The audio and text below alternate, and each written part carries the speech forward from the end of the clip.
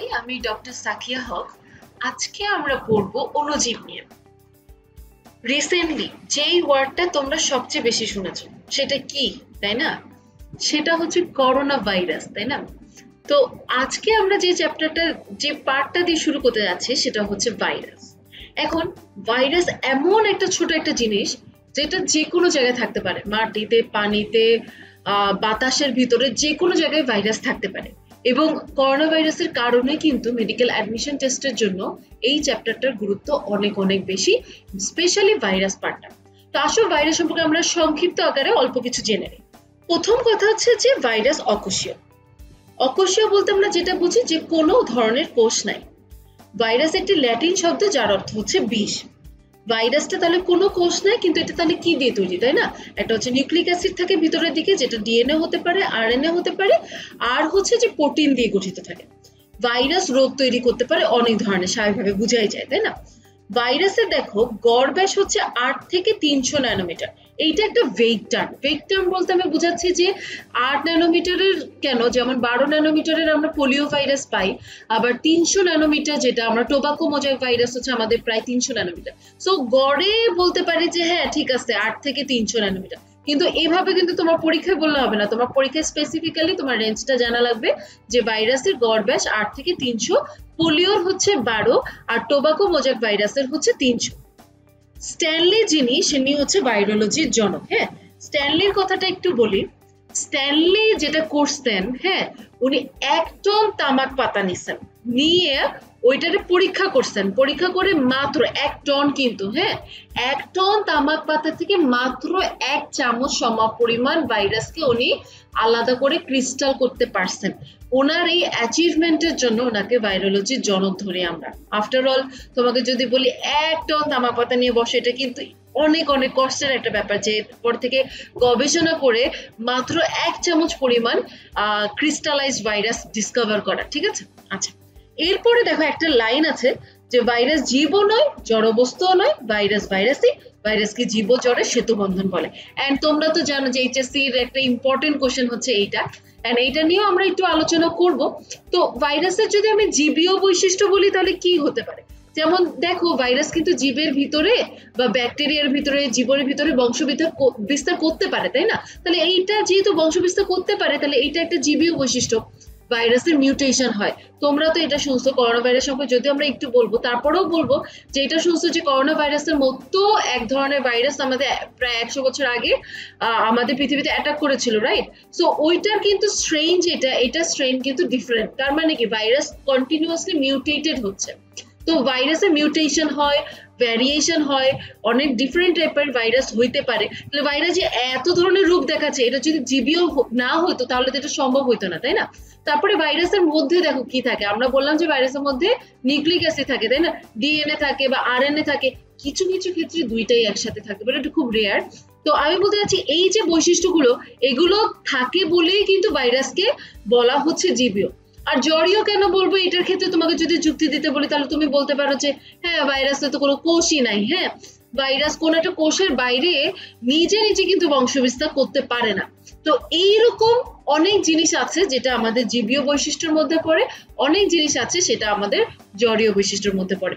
তোমাদের পরীক্ষার জন্য জীবীয় এবং জড়ীয় বৈশিষ্ট্য এইচএসসির জন্য যেমন ইম্পর্টেন্ট, ঠিক তেমনই মেডিকেল অ্যাডমিশন টেস্টের জন্য অনেক ইম্পর্টেন্ট। কোশ্চেনগুলো কেমন আসে? কোশ্চেনগুলো এমন আসে যে ভাইরাসের জীবীয় বৈশিষ্ট্য 9 কোনটা, বা ভাইরাসের জড়ীয় বৈশিষ্ট্য 9 কোনটা, বা কোনটা কোনটা ভাইরাসের জীবীয় বৈশিষ্ট্য, এরকমও যদি হয় তাহলে কিন্তু তোমার 1 2 3 এরকম হচ্ছে দাঁড়াতে হবে। তো এই কোশ্চেনগুলো খুব ইম্পর্টেন্ট। আচ্ছা, আমরা পরের স্লাইডে চলে যাই। দেখো ভাইরাস সম্পর্কে কিছু তথ্য, যেমন এডওয়ার্ড জেনার উনি 1796 সালে প্রথম ভাইরাস ঘটিত বসন্ত রোগের কথা উল্লেখ করছেন। এখন তোমাকে যদি বলা হয় যে প্রথম যে ভাইরাস ঘটিত রোগ, ভাইরাস না কিন্তু, তাহলে সেটার নাম কি হবে? তাহলে সেটার নাম হচ্ছে বসন্ত। আবিষ্কার করেছেন কি? এডওয়ার্ড জেনার 1796 এ। কিন্তু তোমাকে যদি বলি যে তাহলে প্রথম আবিষ্কৃত ভাইরাস কোনটা, সেটা হচ্ছে টোব্যাকো মোজাইক ভাইরাস। ঠিক আছে, তাহলে ভাইরাস বললে টোব্যাকো মোজাইক ভাইরাস, যদি রোগ বললে তাহলে বসন্ত। আচ্ছা দেখো এইগুলো, এই যে টোব্যাকো মোজাইক ভাইরাস, টোব্যাকো নাম শুনেই তো বোঝা যায় এটা আবিষ্কার কোথায় হয়েছে, তাই না? টোব্যাকোতে হয়েছে, তার মানে তামাক পাতায় হয়েছে। এখন আমাদের মানবদেহ, আফটার অল আমরা তো ডিল করব মানবদেহ নিয়ে, তাই না? 1901 সালে ওয়াল্টার রিড সর্বপ্রথম মানবদেহে পিতজ্বর সৃষ্টিকারী ভাইরাস আবিষ্কার করছেন। তাহলে মানবদেহের মধ্যে প্রথম কোন রোগটা ডিসকভার করা হইলো, সেটা হচ্ছে পিতজ্বর সৃষ্টিকারী ভাইরাস। আচ্ছা, এরপরে আমরা অত ইনফরমেশন আমাদের জন্য অতটা দরকার নাই, সবচেয়ে বেশি ইম্পর্টেন্ট যেগুলো সেগুলো তোমাদের এখানে জানানো উচিত বলে আমার মনে হয়েছে। একটা জিনিস একটু দেখো, 1984 সালে গেল এইডস ভাইরাসটা, যেটা এইচআইভি, সেটা হচ্ছে ডিসকভার করে। এই এইডস এর যে ফুল ফর্ম, হ্যাঁ, অ্যাকোয়ার্ড ইমিউনোডেফিসিয়েন্সি সিনড্রোম, আর এইচআইভি হিউম্যান ইমিউনোডেফিসিয়েন্সি ভাইরাস, এই কোশ্চেনগুলো কিন্তু অনেক জায়গায় বারবার আসে।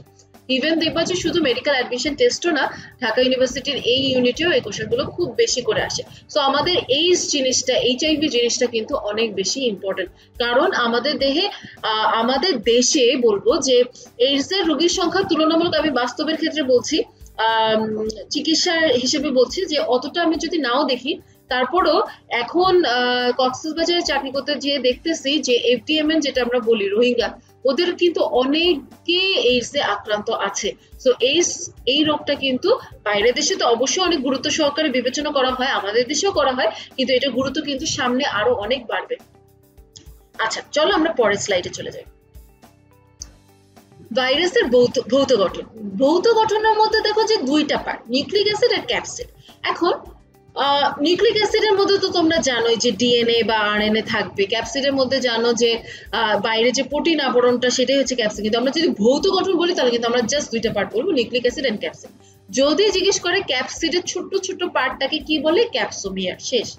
যদি হয় রাসায়নিক গঠন, তাহলে কিন্তু তিনটা পার্ট হয়। নিউক্লিক অ্যাসিড যেটা কথা বলতেছে, এখন নিউক্লিক অ্যাসিডকে রাসায়নিক গঠন মানে কি, তুমি ভাঙা ভিতরে দেখবে যে কি অবস্থা, তাই না? তাহলে নিউক্লিক অ্যাসিডের ভিতরে কি থাকতে পারে, ডিএনএ থাকতে পারে, আরএনএ থাকতে পারে। ডিএনএ সাধারণত কি হয়, ডাবল স্ট্র্যান্ডেড হয়, তো ডাবল স্ট্র্যান্ডেড সাধারণত হয়, আর ডিএনএ ভাইরাসটা সাধারণত প্রাণীদেহে পাওয়া হয়। কিন্তু সবকিছুর যেমন একটু এক্সেপশন পাওয়া যায়, ঠিক তেমনই কিন্তু এখানে নিউক্লিক অ্যাসিডের ডিএনএ ভাইরাস, যেটা আমি যে বললাম যে ডিএনএ ভাইরাসটা সাধারণত প্রাণী দেহে পাওয়া যায়, এখানেও কিন্তু একটু এক্সেপশন আছে, যে সবসময় যে প্রাণী দেহে পাওয়া যাবে এরকম না, কিছু ব্যতিক্রম আছে। ওই ব্যতিক্রমগুলো কিন্তু তোমার মেডিকেল অ্যাডমিশন টেস্টের জন্য ইম্পর্টেন্ট। আবার বললাম কি, ডিএনএ ভাইরাস কি দ্বিসূত্রক, রাইট? আমরা সবাই জানি যে ডিএনএ ডাবল স্ট্র্যান্ডেড, কিন্তু কিছু কিছু ডিএনএ ভাইরাস কিন্তু সিঙ্গেল স্ট্র্যান্ডেড হতে পারে। এইটার এক্সাম্পল কিন্তু তোমার বই থেকে পড়তে হবে, এটা মেডিকেল অ্যাডমিশন টেস্টের জন্য ইম্পর্টেন্ট। আরএনএ ভাইরাস হচ্ছে সাধারণত প্ল্যান্ট ভাইরাস বা উদ্ভিদের ভাইরাস। উদ্ভিদের ভাইরাস হলেও মাঝে মাঝে কিছু কিছু প্রাণী দেহের মধ্যে এই আরএনএ ভাইরাসটা থাকতে পারে। আবার আরএনএ ভাইরাস মানে কি, আরএনএ এক সূত্র, কিছু কিছু জায়গায় এটা ডাবল স্ট্র্যান্ডেড বা দ্বিসূত্রক হতে পারে। এই যে এক্সেপশন গুলোর কথা বলছি, এই এক্সেপশন গুলো কিন্তু তোমার জন্য অনেক অনেক ইম্পর্টেন্ট। আচ্ছা, প্রোটিন তো থাকে, প্রোটিনের কথা বলছি। আর কি, যে অনেক অনেক ভাইরাসের এই যে প্রোটিন আর নিউক্লিক অ্যাসিড, এইটা ছাড়াও বাইরে একটা আবরণ থাকে। এই বহিস্থ যে আবরণটা, এটা অনেক কিছু দিয়ে তৈরি হতে পারে, লিপিড, লাইপোপ্রোটিন, শর্করা, স্নেহ। যদি লিপিড দিয়ে তৈরি হয় তাহলে সেটাকে বলা হয় পেপ্লোমিয়ার, ঠিক আছে? মানে লিপিডের স্তরের এককে বলা হয় পেপ্লোমিয়ার। আর যদি লিপোপ্রোটিন থাকে তাহলে সেই ভাইরাস, স্পেশাল টাইপের ভাইরাসটাকে আমরা বলি লিপোভাইরাস। আসো আমরা পরের স্লাইডে যাই।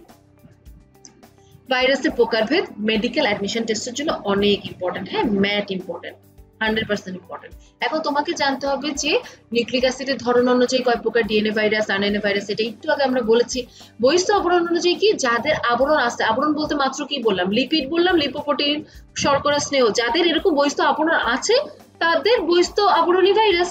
যাদের এরকম কোনো বহিস্থ আবরণী নাই, শুধুমাত্র নিউক্লিক অ্যাসিডের প্রোটিন, তারা হচ্ছে বহিস্থ আবরণহীন ভাইরাস। স্বাভাবিক। পোষক দেহ অনুযায়ী, যদি উদ্ভিদে থাকে উদ্ভিদ ভাইরাস, প্রাণীতে থাকলে প্রাণী ভাইরাস। যদি ব্যাকটেরিয়াকে খাইতে পারে ব্যাকটেরিফাজ, যদি সায়ানো ব্যাকটেরিয়াকে খাইতে পারে সায়ানোফাজ। আচ্ছা, সংক্রমণের ধরন অনুযায়ী কি, সাধারণ ভাইরাস আর রেট্রোভাইরাস। এখন আসো আকৃতি অনুযায়ী কি, দণ্ডাকার হইতে পারে। দেখো এখানে যে ছবিটা দেখো, টিটু ফাজ, হ্যাঁ, এটা হচ্ছে ব্যাঙাচি আকারে। তারপরে হচ্ছে একটু গোলের মতো হতে পারে, ডিমের মতো হতে পারে, একটু রডের মতো হতে পারে। তাহলে আকৃতি অনুযায়ী বেশ কয়েকটা ভাগে ভাইরাসকে ভাগ করা হয়। মেডিকেল অ্যাডমিশন টেস্টের জন্য তোমার লাগবে হচ্ছে এগুলোর উদাহরণ, খুব বেশি বেশি ইম্পর্টেন্ট।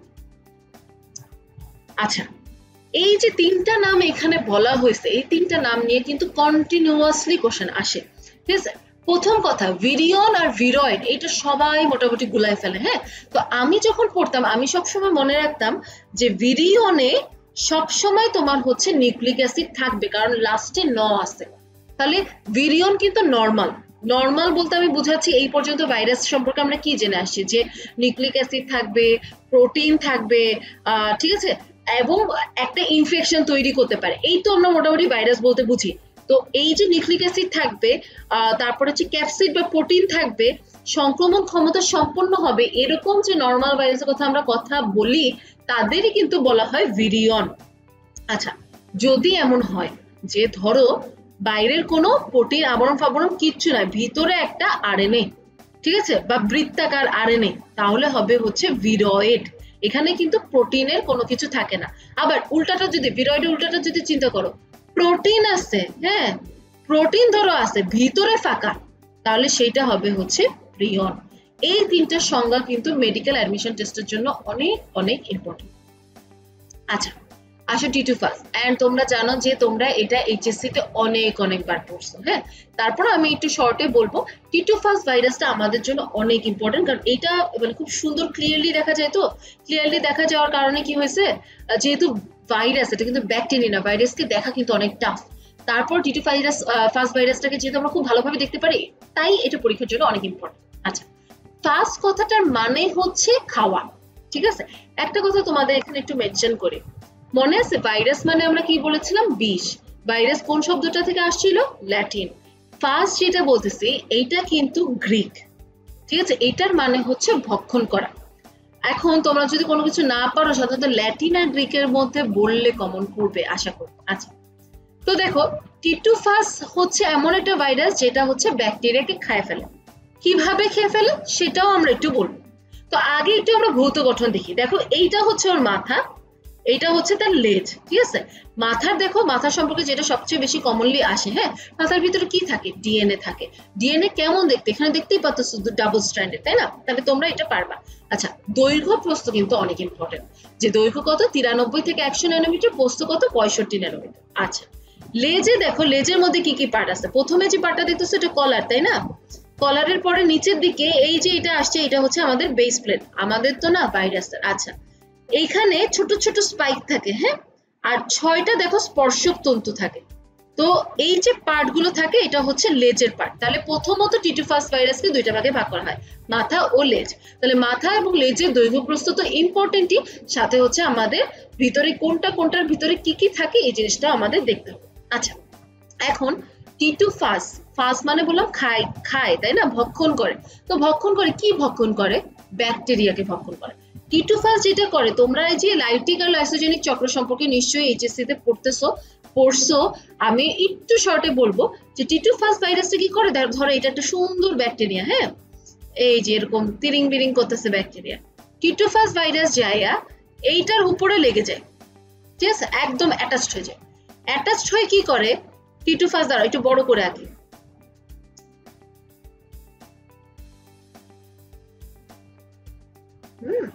তাহলে দেখো এইটা একটা ব্যাকটেরিয়া ধরো, হ্যাঁ, টি2 ফাসটা এখানে অ্যাটাচড হয়েছে। টি2 ফাস কি করে, ভিতরে যে তার ডিএনএটা ছিল না, এটা এখানে ব্যাকটেরিয়ার ভিতরে পাঠায় দেয়। ব্যাকটেরিয়া কি করে, সেটা গাধার মতো সেটাকে অনেকগুলো রেপ্লিকেট করে, ঠিক আছে, অনুলিপন করে। করার পরে ভাইরাসগুলো আবার নিজেদের শেপগুলো ধারণ করে ফেলে, টি2 ফাসের মতো দেখতে হয়ে যায়। দেখার পরে সে এইটা যে এই যে কভারিংটাকে ফেটে বের হয়ে সুন্দরভাবে চলে আসে। এই কাজটাই হচ্ছে এই যে ব্যাকটেরিয়াটাকে, তার মানে কি ব্যাকটেরিয়ার ভিতরে সে হয়ে একদম মির্জাফরি করে ব্যাকটেরিয়া যে মানে কি বলবো প্রাচীর ঠাচীর ছিল এটা ভাঙা বাইর হয়ে নিজে অনেক প্রজনন করে ফেলছে, তাই না, অনেকগুলো, একটা ভাইরাস থেকে অনেকগুলো ভাইরাস হয়ে গেছে। তো এই যে ব্যাকটেরিয়াকে ধ্বংস করলো, এই কারণে এটাকে বলা হয় টি2 ফাস। এইটাকে ব্যাকটেরিয়া ফাসও বলে, কারণ ব্যাকটেরিয়াকে খাচ্ছে, তাই না। তো কিন্তু এইটার একটা স্পেসিফিক আমরা নাম দিছি টি2 ফাস। তো আমরা এখন শুরু করি ভাইরাসের উপকারিতা ও অপকারিতা দিয়ে। তোমরা একটা জিনিস খেয়াল করবা কি, যে সকল চ্যাপ্টার যখন আমরা পড়তে যাই তখন সবসময় উপকারিতাটা আগে থাকে, অপকারিতাটা কিন্তু পরে থাকে। কিন্তু এইটা এমন একটা চ্যাপ্টার যেখানে ভাইরাস এমন একটা চ্যাপ্টার যেখানে হচ্ছে অপকারিতাটা আগে থাকে, উপকারিতাটা পরে। বইতে দেখো অপকারিতার কথায় আসি, অপকারিতা অনেক। হ্যাঁ, যে ভাইরাস হচ্ছে শুধু যে মানব দেহের করোনা ভাইরাস যে এরকম তো না, তোমরা এটাও জানো যে বসন্ত, পোলিও, জলাতঙ্ক অনেক ধরনের রোগ সে তৈরি করে। শুধু মানব দেহ না, উদ্ভিদ, হ্যাঁ প্ল্যান্টের ক্ষেত্রেও প্রায় 300 ধরনের রোগ হচ্ছে ভাইরাস দিয়ে হয়। আবার শুধু যে প্ল্যান্ট আর হিউম্যান এরকমও না, অন্যান্য প্রাণী যেমন গবাদি পশু, এদের ফুট অ্যান্ড মাউথ ভাইরাস থেকে শুরু করে অনেক ধরনের ভাইরাস, তাদেরও জলাতঙ্ক আছে। হ্যাঁ, তাদেরও অনেক ধরনের ভাইরাসটা হচ্ছে অনেক ধরনের অপকারটা করে। এখন অপকারের মধ্যে আমরা যদি আলাদা আলাদা ভাবে বলতে চাই, তাহলে আমরা ইবোলা ভাইরাসের কথা বলতে পারি, আমরা জিকা ভাইরাসের সম্পর্কে কথা বলতে পারি। হ্যাঁ, যেমন তোমরা শুনছিলা মনে হয় কয়েক বছর আগেই জিকা ভাইরাসটা বেশ ফেমাস হয়েছিল, এরকম শোনা যাচ্ছিল বা এরকম তোমরা পড়েছো যে জিকা ভাইরাসের কারণে বাবু যারা যেগুলো হচ্ছে সেগুলো মাথা অনেক ছোট ছোট হচ্ছে, যেটাকে আমরা বলি মাইক্রোসেফালি। সেফালি মানে মাথা, মাইক্রো মানে ছোট, ঠিক আছে? তো মাইক্রোসেফালি হচ্ছে এরকম তোমরা শুনছিলাম, ঠিক আছে? ইবোলার কারণে হচ্ছে দেহের কোষ ফেটে যাচ্ছে, আফ্রিকায় পাওয়া গেছে, এরকম তো শুনছই, ঠিক আছে? আচ্ছা, এইডস এর কথা তো আর না বলি। এইডস এর কথা তো তোমরা জানো যে এইডস হচ্ছে আমাদের রোগ প্রতিরোধ ক্ষমতা কমায় দিচ্ছে। হ্যাঁ, রোগ প্রতিরোধ ক্ষমতা কমায় দিচ্ছে এবং মৃতের সংখ্যা বাংলাদেশের ক্ষেত্রেও বাড়ছে। এইডস রোগীর সংখ্যা প্রায় 5 কোটি। এই জিনিসগুলো হচ্ছে আমাদের অপকারিতার মধ্যেই পড়বে, ঠিক আছে? আর আমরা যদি সার্স এর কথা শুনছো, আমি যদি এখন করোনা ভাইরাসের কথা বলতে চাই তাহলে তো হলোই, এটা তো একটা পুরো একটা চ্যাপ্টার হয়ে গেল। তারপর আমি বলবো যে আমরা আসো উপকারিতাটা একটু শুনে নেই, তারপর আমরা আবার অপকারিতাতেই ফিরে যাবো। উপকারিতা খুব কম বলতে যেমন খুব কম রোগের হচ্ছে তোমার টিকা আবিষ্কার করা গেছে। হ্যাঁ, ভাইরাসে যেমন বসন্তর হয়তো বা টিকা আবিষ্কার করা হয়েছে। জন্ডিসের ক্ষেত্রে হচ্ছে কিভাবে ভাইরাসকে কাজে লাগানো যায় সেটা নিয়ে গবেষণা চলতেছে। তারপর জেনেটিক ইঞ্জিনিয়ারিং এ ভাইরাসে কিভাবে কাজে লাগানো যায় সেটা নিয়ে কাজ চলছে। আবার কিছু কিছু ভাইরাস ব্যাকটেরিয়াকে যেহেতু ধ্বংস করে, ব্যাকটেরিয়াফাজ, তো ব্যাকটেরিয়াকে ধ্বংস করার জন্য আমরা আবার ভাইরাসকে ইউজ করতে পারি, বাট আমার কাছে পার্সোনালি এটা ফিজিবল মনে হয় না, কারণ এক ব্যাকটেরিয়াকে কিল করা তুলনামূলক ইজি, ঠিক আছে? তো আবার কিছু ক্ষতিকারক কীটপতঙ্গ দমনেও ভাইরাসটা হেল্প করে, খুব কম উপকারিতা আছে। হ্যাঁ, তারপর যেমন একটা কথা শুনছো কিনা তোমার, অস্ট্রেলিয়া একবার খরগোশ অনেক বেড়ে গেছিল। হ্যাঁ, তারপর খরগোশকে নিধন করার জন্য তারা হচ্ছে ভাইরাসকে মেরেছে, যেটাও আমার কাছে খুব একটা ভালো সুবিধার উপকারিতা মনে হয় নাই। আচ্ছা, আরেকটা ইন্টারেস্টিং পার্ট আছে যে তোমরা দেখবা কি আগেকার দিনে যখন উইন্ডোজ ওপেন হইতো তখন টিউলিপ ফুলের একটা স্ক্রিন থাকতো। হ্যাঁ, আমি জানি না তোমরা কে কে দেখছো। ওই টিউলিপ ফুলে যদি তুমি প্যাটার্ন বানাতে চাও, হ্যাঁ উপরে সুন্দর সুন্দর প্যাটার্ন হবে, তাহলে এটাও মানে দেখছো যে টিউলিপ ফুলে কিছু প্যাটার্ন টিউলিপ ফুল হয়, ওগুলো কিন্তু ভাইরাসের আক্রমণের কারণে হয়, ঠিক আছে? সো এইরকম উপকারিতা কিছু আছে। তাহলে তুমি বলতে পারো হ্যাঁ আপু টিউলিপ ফুলে এরকম দাগ দাগ হয়ে লাভ কি? অনেকের কাছে ওই টিউলিপ ফুল ভালো লাগে, ওই টিউলিপ ফুল তারা কেনে, তারপরে হচ্ছে অনেক টাকা আয় করে আর কি।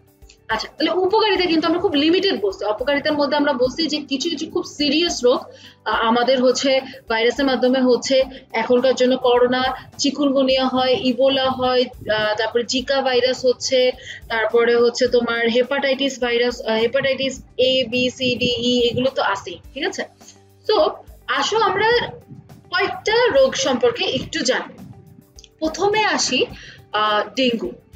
ডেঙ্গু এমন একটা ভাইরাসের কারণে হচ্ছে, হ্যাঁ, যেটা হচ্ছে দেখো এখন কিন্তু জ্বর ঠান্ডা কাশি হলে মানুষজন ভাবতেছে করোনা, কিন্তু করোনা ছাড়াও যে ডেঙ্গু কারণে জ্বর আসতে পারে এই জিনিসটা কিন্তু অনেকের মাথায় থাকতেছে না। এন্ড ডেঙ্গু কিন্তু অনেক সিভিয়ার হইতে পারে। ডেঙ্গুর কারণে আমাদের যেটা হইতে পারে সেটাকে ডেঙ্গু শক সিনড্রোম বলে। তোমরা এটা কি শুনছো কিনা আমি জানি না।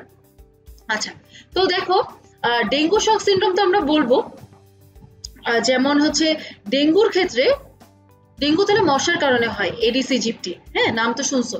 আচ্ছা, ডেঙ্গুর কারণে মেইনলি যেটা হয় কাঁপায় কাঁপায় কাঁপায় কাঁপায় জ্বর আসে। জ্বরটা সাধারণত কত থেকে কত আসে? 103 থেকে 105 ডিগ্রি ফারেনহাইটের মধ্যে থাকে। আচ্ছা, আর কি হয় ডেঙ্গুর কারণে কিন্তু আমাদের প্ল্যাটেলেট বা অনুচক্রিকা যেটা, ওটা ধুম করে কমে যায়। দেখা যায় যে প্ল্যাটেলেট সাধারণত মিনিমাম 2.5 লাখের মতো থাকে, ওটা নেমে প্রায় 1.5 লাখের নিচে চলে আসছে। ডেঙ্গু হলে কি করবো, তাই না? ডেঙ্গু হলে সবচেয়ে বেশি যেটা করতে হবে, প্রিভেনশন তো বুঝতে পারো, প্রতিকার কিভাবে করবো, মশা মারবো শেষ। আচ্ছা, আর যদি হয়ে যায় তখন কি করব, তখন আমাদের কিছু ট্রিটমেন্ট আছে, তার থেকে মেইন কথা ফ্লুইড, হ্যাঁ, যে আমরা যে পরিমাণ হচ্ছে মানে ডেঙ্গুর কারণে যে সমস্যাগুলো হয়, সেটা মেইন যে ট্রিটমেন্ট সেটা হচ্ছে কিন্তু পানি আর পানি, পানি খেতেই হবে, পানি বেশি বেশি করে খেতে হবে, শরীরকে ডিহাইড্রেট করা যাবে না, এইগুলোই হচ্ছে মেইন ট্রিটমেন্ট। গেল ডেঙ্গু সম্পর্কে আমরা একটু বললাম, আমরা আসি হেপাটাইটিস। হ্যাঁ, হেপাটাইটিস সম্পর্কে একটু পরে একটা চার্ট দেখবো।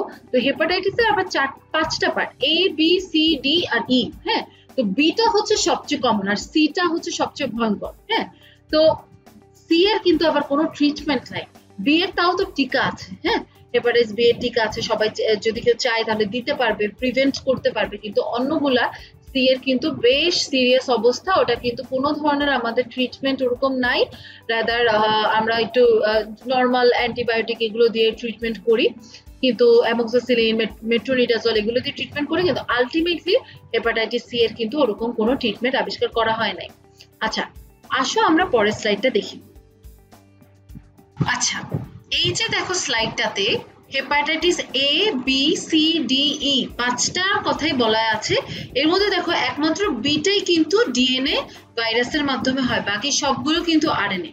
আচ্ছা, এরপরে দেখো ট্রান্সমিশন কিভাবে হয়, শুধুমাত্র এ আর ই ফিকো ওরাল রুটে যায়, মানে কি মুখ দিয়ে যায় আর হাগু করে হাত না ধরলে ওভাবে যায়, তাই না? বাকি সবকিছু কিন্তু রক্তের মাধ্যমে যাচ্ছে। তার মানে একজনের ইনজেকশন যদি আরেকজনে ইউজ করে তাহলে কিন্তু বি সি ডি থেকে তারা হচ্ছে আক্রান্ত হতে পারে। আবার দেখো আদার বডি ফ্লুইডস বলতে আমরা কি বুঝবো, যেমন ধরো মায়ের কেউ যদি বিসিডি তে আক্রান্ত হয়, তার বাবুও কিন্তু বিসিডি তে আক্রান্ত হতে পারে। ইনকিউবেশন পিরিয়ড মানে সুপ্তিকাল, তাই না? বিভিন্ন জনের সুপ্তকাল ডিফারেন্ট, তাই না? আচ্ছা, যদি বলা হয় যে কোনোটার ভ্যাকসিন আছে, তাহলে দেখো এ আর বি এর ভ্যাকসিন আছে, ই এর ওরকম কোনো ভ্যাকসিন এখনো আমাদের দেশে তো নাই, সি আর ডি এর কিন্তু কোনো ধরনেরই ভ্যাকসিন নাই।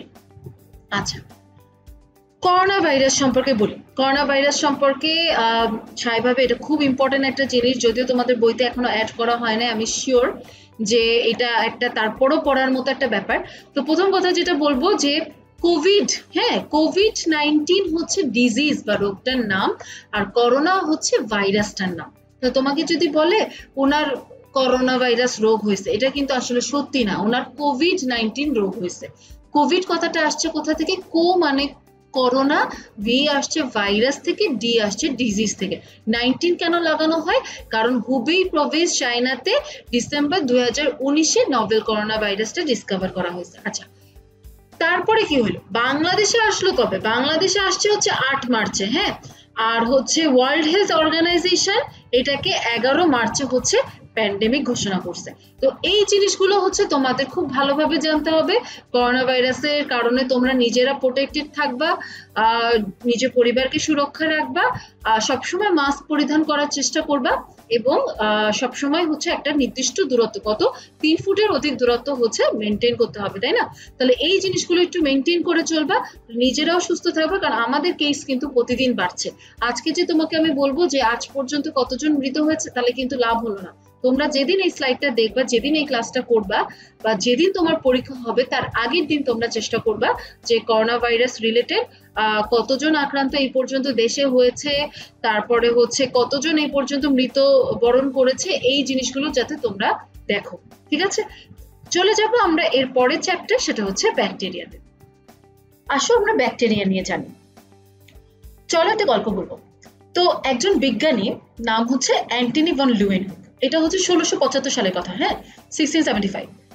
উনি হচ্ছে একটা বৃষ্টির পানি নিয়ে একটু গবেষণা করছিলেন। হ্যাঁ, বৃষ্টির পানি উনি হচ্ছে নিলেন, মাইক্রোস্কোপের তলে নিলেন, তলে নিয়ে দেখলেন ছোট ছোট কি জানি কিলবিল কিলবিল করতেছে। হ্যাঁ, উনি বলেন বারে এটা প্রাণীর মতো দেখে কিলবিল করে, তাই উনি এটা নাম দিয়েছেন অ্যানিমাল কিউল।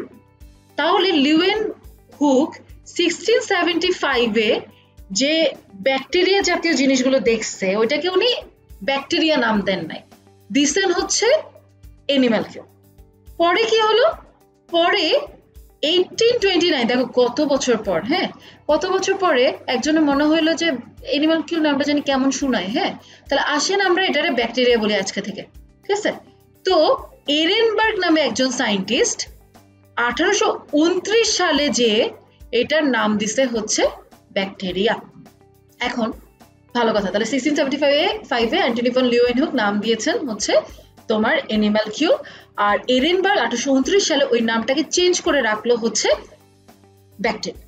আচ্ছা, এখন যেহেতু লিউয়েনহুক প্রথম একদম এই কিলবিল করা প্রাণীর মতো জিনিস দেখছে, তাই ব্যাকটেরিয়োলজি, শুধুমাত্র ব্যাকটেরিয়োলজি না, প্রোটোজুওলজিরও জনক বলা হয় হচ্ছে অ্যান্টনি ভন লিউয়েনহুক। ভালো কথা। এরপরে লুই পাস্তুর যিনি, হ্যাঁ এখানে যেটা দেখতে পাচ্ছ, হ্যাঁ লুই পাস্তুর, উনি কিন্তু ব্যাকটেরিয়া নিয়ে অনেক গবেষণা করছেন। পাস্তুরাইজেশনের নাম নিশ্চয় শুনছো, যে দুধ পাস্তুরাইজেশনের কথা। তো উনি পাস্তুরাইজেশন বা ব্যাকটেরিয়া নিয়ে এত গবেষণা করার কারণে আধুনিক ব্যাকটেরিয়োলজির জনক বলা হয় লুই পাস্তুরকে। তাহলে তোমাকে কোশ্চেন যদি করে ব্যাকটেরিয়োলজির জনককে বা প্রোটোজোলজির জনককে, অ্যান্টনি ভন লিউয়েনহুক। তোমাকে যদি জিজ্ঞেস করে আধুনিক ব্যাকটেরিয়োলজির জনককে, তাহলে সেটার অ্যান্সার হবে Louis Pasteur. I hope you all are clear. হ্যাঁ, আচ্ছা পয়েন্টে যাই। রবার্ট কচ, হ্যাঁ রবার্ট কচ হচ্ছে মাইকোব্যাকটেরিয়াম টিউবারকুলোসিস আবিষ্কার করছেন। যক্ষা কিন্তু কয়েক বছর আগেও মানে খুব ভয়ঙ্কর ভাবে ধরা হইতো যক্ষাকে, যে হ্যাঁ যক্ষা হলে রক্ষা নেই, এরকম কথা তোমরা অনেক সময় শুনছো। কিন্তু এখন যক্ষার একটা ট্রিটমেন্ট আমাদের আছে, তো আমরা বলতে পারি, তারপরে এটা খুব সিভিয়ার একটা ডিজিজ, বাট তারপরে আমরা বলতে পারি যে হ্যাঁ যক্ষাটা খুব ইম্পর্টেন্ট একটা পার্ট। এই কারণে রবার্ট কচকে আমরা আলাদাভাবে মনে রাখি সবসময়। আচ্ছা, আসলে ব্যাকটেরিয়া নিয়ে আমরা পড়বো। তো ব্যাকটেরিয়ার কথা যে পড়বো, ব্যাকটেরিয়ার প্রথম কয়েকটা জিনিস বলি, যে ব্যাকটেরিয়া কিন্তু তোমরা জানো যে ব্যাকটেরিয়া কিন্তু আণুবীক্ষণিক জীব, তাই না? তো ব্যাকটেরিয়ার মধ্যে, ব্যাকটেরিয়া ধরো এইরকম, হ্যাঁ ব্যাকটেরিয়া এরকম, তাহলে ব্যাকটেরিয়া আণুবীক্ষণিক কথাটা মানে কি? আমরা মনে আছে যে ভাইরাসের সময় বলতেছিলাম যে এটা অতি আণুবীক্ষণিক, মানে তুমি যদি অণুবীক্ষণ যন্ত্রের নিচে দেখতে চাও, তুমি ওভাবে ইলেকট্রন মাইক্রোস্কোপ ছাড়া সহজে তুমি দেখতে পারবে না। কিন্তু তুমি যদি একটা নর্মাল মাইক্রোস্কোপ নাও, তুলনামূলক স্ট্রং, তাহলে তুমি একটা ব্যাকটেরিয়াকে দেখতে পারবা, ঠিক আছে? সো ব্যাকটেরিয়া মোটামুটি একটু বড়, ভাইরাস থেকে ভালোই বড়, এবং ব্যাকটেরিয়ার স্ট্রাকচারটাও ডিফারেন্ট। এন্ড ব্যাকটেরিয়া অনেক অনেক কাজ আছে, যেমন আমাদের অন্ত্রে তারা ভিটামিন বি কমপ্লেক্স সরবরাহ করে, এটা ছাড়াও আমাদের অনেক কাজ আছে যেগুলো আমরা আস্তে ধীরে পড়বো। আচ্ছা চলো আমরা পরের স্লাইডটা দেখি। ব্যাকটেরিয়া শ্রেণী বিভাগ। ব্যাকটেরিয়া শ্রেণী বিভাগ অনেক রকমের। প্রথমে আসো কোষের আকৃতি অনুযায়ী। দেখো এইগুলো হচ্ছে গোল গোল, তাই না? তো এই যে গোল গোল যেগুলো আছে, এগুলোকে আমরা বলি হচ্ছে কক্কাস। কক্কাসের মধ্যে যদি খুব ছোট ছোট হয় তাহলে সেটাকে মাইক্রোকক্কাস বলে, এবং আলাদা আলাদা, হ্যাঁ সবগুলো কিন্তু আলাদা আলাদা আছে। যদি দেখো জোড়ায় জোড়ায় আছে তাহলে সেটাকে বলা হয় ডিপ্লোকক্কাস। তারপরে দেখো চারটা একসাথে আছে, চারটা একসাথে থাকলে আমরা কি বলবো? টেট্রা। তারপরে দেখো চেনের মতো করে আছে, এটাকে আমরা কি বলবো? স্ট্রেপ্টো। যদি দেখো আঙ্গুরের থোকার মতো আছে তাহলে হচ্ছে স্ট্যাফাইলোকক্কাস। আর যদি আঙ্গুরের থোকার মতো কিন্তু ছোট ছোট ভাবে আলাদা আলাদা করে আছে, সার্সিনা। তাহলে কক্কাস কয় প্রকার আমাদের জানতে হবে। আচ্ছা এরপরে আসো, যদি আমরা দেখি যে ব্যাকটেরিয়া গুলো রডের মতো দেখতে, দেখো এগুলো একটু রডের মতো দেখতে না, তাহলে সেটাকে কিন্তু আমরা হচ্ছে বলি ব্যাসিলাস। যদি ব্যাসিলাস একটা হয় তাহলে মনোব্যাসিলাস, যদি দুইটা একসাথে হয় তাহলে ডিপ্লোব্যাসিলাস, যদি অনেকগুলো চেনের মতো করে হয়, মনে রাখবে চেন থাকলে আমরা বলি স্ট্রেপ্টো, হ্যাঁ। আর যদি গোল্লা গোল্লা হয়, যেটা গোলও আবার হচ্ছে চেন করে একটু রডের মতো, মানে একটু ডিমের মতো শেপ হয়ে গেছে, সেটাকে আমরা কক্কোব্যাসিলাসও বলতে পারি। আচ্ছা আরো এক ধরনের ব্যাসিলাস আছে, সেটা হচ্ছে প্যালিসেড ব্যাসিলাস। তাহলে আমরা কিন্তু প্রকারভেদ অনুযায়ী, আকৃতি অনুযায়ী দুই ধরনের পড়েই ফেলছি, কক্কাস আর হচ্ছে ব্যাসিলাস। এইটা ছাড়াও এখানে দেখো এই ছবিটাতে কমার মতো ছিল না, এটাকে বলা হয় ভিব্রিও বা কমাকৃতি। তারপরে দেখো পেঁচানো পুচানো, তাই না, স্পাইরাল করা, তাহলে সেটাকে আমরা বলবো স্পাইরিলাম। অনেক রকমের হলে বহুরূপী, যদি তারার মতো হয় তাহলে তারকাকার, যদি বর্গের মতো হয় তাহলে বর্গাকৃতি, যদি সুতার মতো হয় তাহলে ফিলামেন্টাস। তাহলে ব্যাকটেরিয়ার প্রকারভেদ কিন্তু অনেক ধরনের। আকৃতি অনুযায়ী তো তোমরা একটু জানলা, কিন্তু তোমাদের কঠিন কি লাগবে জানো? সেটা হচ্ছে প্রত্যেকটার উদাহরণ। এন্ড তুমি মনে রাখবে যে মেডিকেল অ্যাডমিশন টেস্টের জন্য উদাহরণগুলো কিন্তু অনেক অনেক অনেক অনেক ইম্পর্টেন্ট। এগুলো একটু বই থেকে দেখার জন্য তোমাদের অনুরোধ করছি।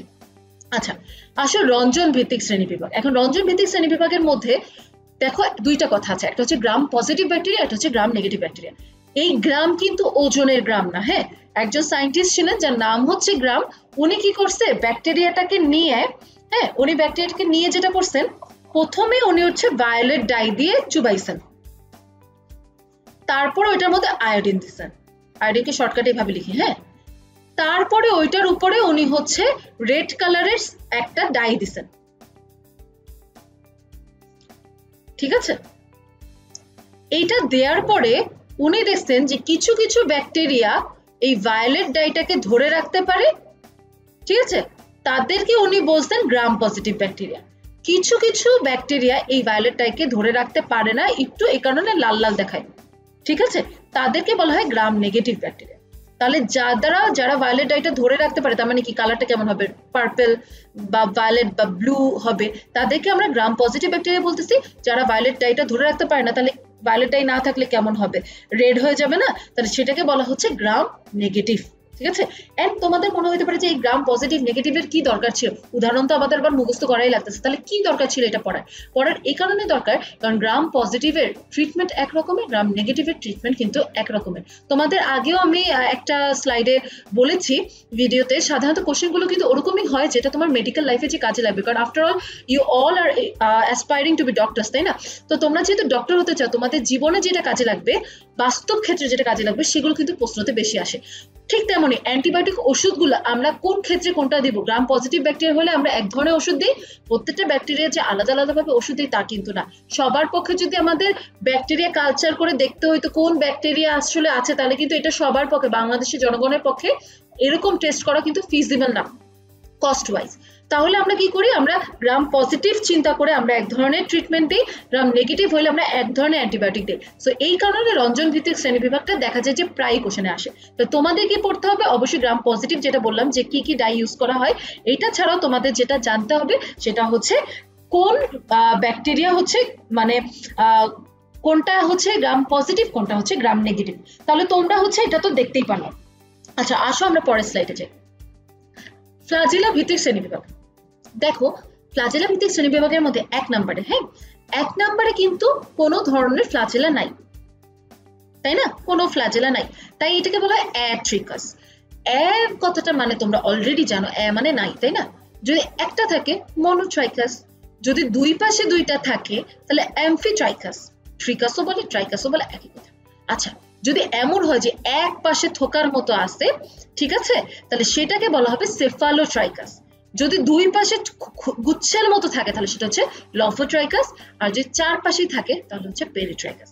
এখন তাহলে পড়তে হবে কি, কেমন কি এটা তো আমরা জানবো। প্রথমে তোমরা কি পড়বা, এই যে শ্রেণী বিভাগ পড়লাম, হ্যাঁ, আকৃতিভেদে ব্যাকটেরিয়া কয় ধরনের, তারপরে হচ্ছে তোমার গ্রাম রঞ্জন মানে রঞ্জন ভিত্তিক ভেদে কয় ধরনের, ফ্লাজেলা ভিত্তিক কয় ধরনের, এইটা টাইপ তো পড়বো। তোমাকে যদি বলি বলো তো ফ্লাজেলা ভিত্তিক কয় ধরনের, তুমি যাতে বলতে পারো 6 ধরনের, হ্যাঁ, তারপর কি কি এটা তো তুমি পড়বা। কোশ্চেন এমনও আসতে পারে যে কোনটা ফ্লাজেলা ভিত্তিক শ্রেণী বিভাগ নয়, এইটা ছাড়া আর কি হইলো। তোমাকে কোশ্চেনটা এরকম আসতে পারে, লোফোট্রাইকাসে বা ধরো অ্যামফিট্রাইকাসে কয় পাশে হচ্ছে ফ্লাজেলা থাকে, এরকম হতে পারে। আচ্ছা, এইটা ছাড়া কি হতে পারে, উদাহরণ ভিব্রিও কলেরি কোনটার মধ্যে, কর্নিব্যাকটেরিয়াম ডিপথেরি কোনটার মধ্যে হচ্ছে সিউডোমোনাস পড়ে, এগুলো খুব ইম্পর্টেন্ট, খুবই ইম্পর্টেন্ট। সো এই উদাহরণগুলো তোমরা খুব ভালোভাবে পড়বা। আচ্ছা, আসো আদর্শ ব্যাকটেরিয়ার গঠন। এটা নিয়ে আমি খুব বেশি বলবো না, বাট তারপরও আমি শিওর যে তোমরা এটা জানো, because this is like a very important question for HSC, তাই না? তাহলে এটা সবাই খুব ভালোভাবে পড়ে ফেলছো। তারপরে আমি অল্প করে একটু বলবো। যেমন দেখো এই যে ছবিটা, তাই না, এই ছবিটা প্রথমে আমরা যেটা নোটিশ করতেছি, ঠিক আছে, এই যে বাইরের দিকে, এটাকে আমরা কি বলতেছি, এটাকে আমরা বলতেছি কোষ প্রাচীর, তাই না? দেখো কোষ প্রাচীর সাধারণত আমাদের কি দিয়ে তৈরি হয়, পেপটাইড ও গ্লাইকন। আচ্ছা, এখন এই কোষ প্রাচীরটা কিন্তু অনেক ইম্পর্টেন্ট। কেন? এই কোষ প্রাচীর যদি মোটা হয় তাহলে সাধারণত গ্রাম পজিটিভ হয়, যদি এই কোষ প্রাচীরটা চিকন হয় তাহলে সাধারণত গ্রাম নেগেটিভ হয়। গ্রাম পজিটিভ বলতে তাহলে আমরা স্তরটাকে মোটা বুঝাচ্ছি। তাহলে আমি যদি বলি পেপটাইড ও গ্লাইকানের লেয়ার যদি বেশি হয় বা পুরু হয় তাহলে সেটা গ্রাম পজিটিভ। যদি এমন হয় পেপটাইড ও গ্লাইকানের লেয়ার একটু চিকন তাহলে কি হতেছে, গ্রাম নেগেটিভ। আশা করি এই ব্যাপারটা ক্লিয়ার হয়েছে। আচ্ছা, এইটা ছাড়া আমরা কি পড়বো, এটার পরেই তো এই যে এখানে এটা প্লাজমা মেমব্রেন, রাইট? আমাদের তো না ব্যাকটেরিয়া, যাই হোক, এর পাশে আশেপাশে যেটা দেখতেছো, হ্যাঁ, দড়ির মতো, এইটাকে বলা হয় ফ্লাজেলাম। যদি বলা হয় ফ্লাজেলাম তোমার হচ্ছে কোন ধরনের প্রোটিন দিয়ে তৈরি, তাহলে ফ্লাজেলিন প্রোটিন দিয়ে তৈরি। আচ্ছা, এইটা ছাড়া দেখো ব্যাকটেরিয়ার মধ্যে সুতার মতো কিছু থাকে, হ্যাঁ, বা চুলের মতো বললে মনে হয় বেটার হয়, এই যে এইটা, হ্যাঁ, এগুলো তো ফ্লাজেলাম। একটু বড় হইলে কিন্তু ফ্লাজেলাম, চুলের মতো হইলে ওটাকে বলা হয় পিলি। পিলির ভিতরে যে প্রোটিনটা থাকে সেটাকে বলা হয় পিলিন। আচ্ছা, পিলিন, হ্যাঁ। আচ্ছা, এখন দেখো এইখানে একটা অঙ্গের মতো দেখতেছো না, এটাকে বলা হয় মেসোসোম। ঠিক আছে, মেসোসোমটা কিন্তু আবার হচ্ছে আমাদের ব্যাকটেরিয়ার শ্বসনের কাজেও কিন্তু এটা অনেক হেল্প করে, কোষ বিভাজনে অনেক হেল্প করে। আচ্ছা, তোমরা এইটা তো অলরেডি জানো যে ব্যাকটেরিয়া একটা আদি কোষ, তাই না? তার মানে প্রোক্যারিওটিক। এন্ড প্রোক্যারিওটিকের বৈশিষ্ট্য আমরা কি জানি?